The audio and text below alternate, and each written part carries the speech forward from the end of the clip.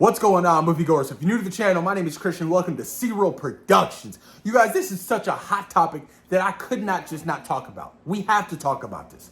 Now, this is blowing up on Twitter. It's a fan casting, you guys, and boy, oh boy, it's dividing a lot of fans. Some people are absolutely with it, and some people are like, no, do not do this whatsoever. KeKe Palmer, you guys, has been fan casted by a lot of fans to play Rogue in the MCU. The XMen.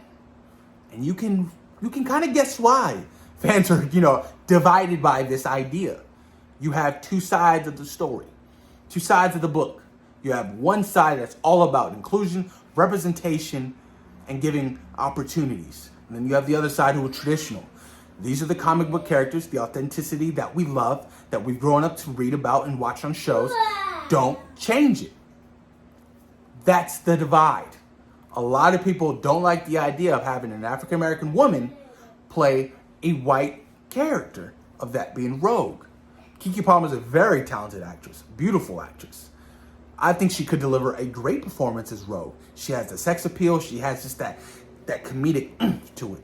She could deliver it. And I would love to see something along those lines. But then, like I said, you have the other half that are very, very anal about switching and race bending and gender swapping these characters that they're so beloved to beloved. And I understand that. I get it. Trust me, I get that. I understand the frustration of where you're coming from. But then there's one thing that everybody has to understand. 10 years ago, the MCU was very different. 10 years ago, the world was very different, you guys. Very different. Phase 1 and Phase 4 are on two separate sides of the spectrum. Phase 4 has all been about, diversity, representation, all this stuff, inclusion.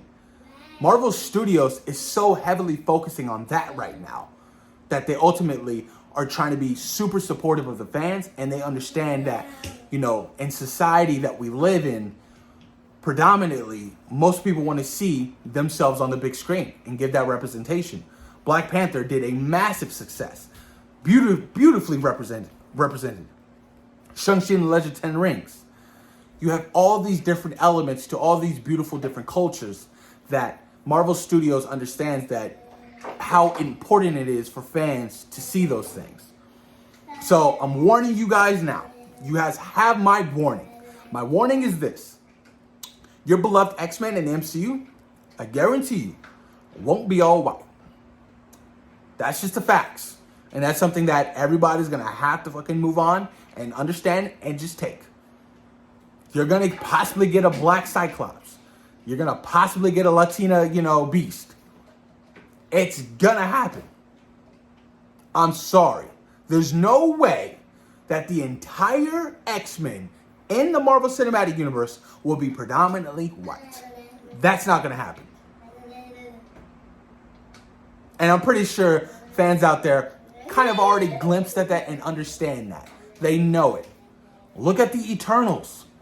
Predominantly all white in the comic books.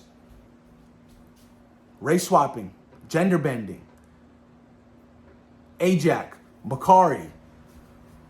It's already happening. Now, the Eternals essentially wasn't a big name comic book fan. A big name comic that everybody was overly excited for. But the X-Men, on the other hand, you introduce, let's say, a Native American as a Wolverine, the world is going to lose their mind. They're going to go crazy.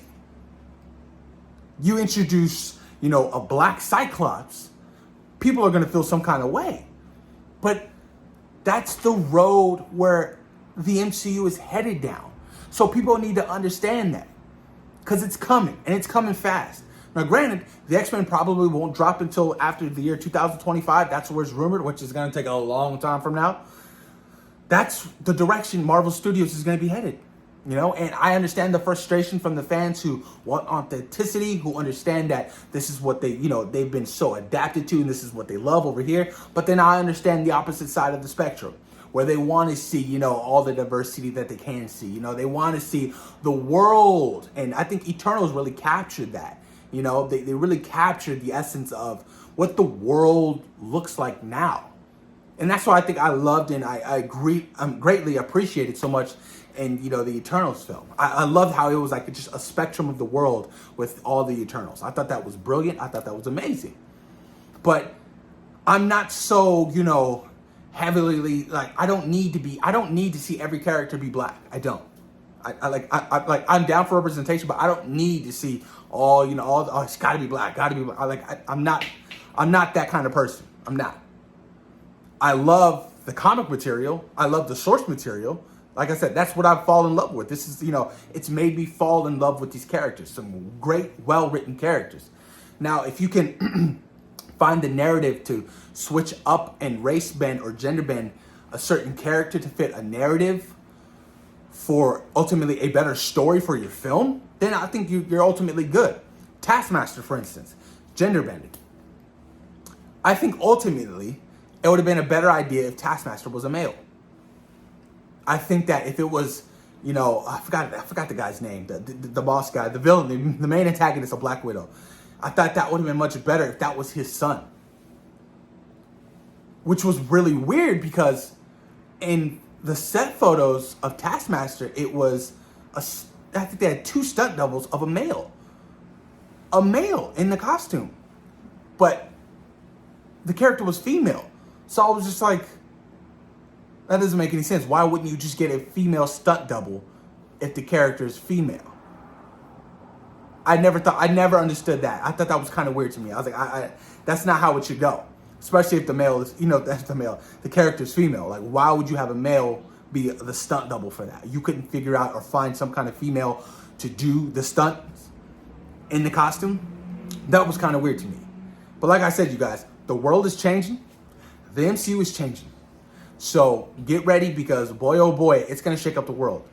KeKe Palmer as Rogue, a lot of fans like it. KeKe Palmer really likes it. You know, she's sporting the idea, and you know, I think ultimately it could benefit and it could work out. And I can definitely see a KeKe Palmer as Rogue and a Channing Tatum as Gambit in the MCU. Oh, I cannot wait for the X-Men. I cannot wait to see Gambit. It's going to be a lot of fun. But I really want to know you guys' thoughts. I really want to know you guys' opinions on this because ultimately this is going to lead to a lot of discussions moving forward among, you know, casting these comic book characters. And you guys have to remember at the end of the day, they are fictional characters. Like Ben Affleck and Jay and Silent Bob. Fictional characters. That's what they are. They're not real. They're not. They're not real characters. Ain't nobody walking around here with healing factor. Ain't nobody, you know, blasting fools with eye beams. Ain't nobody controlling the weather. If that was the case, where my powers at? Well, post your comments down below. Let me know what you guys think. Remember, fictional characters. Post your comments down below. Peace.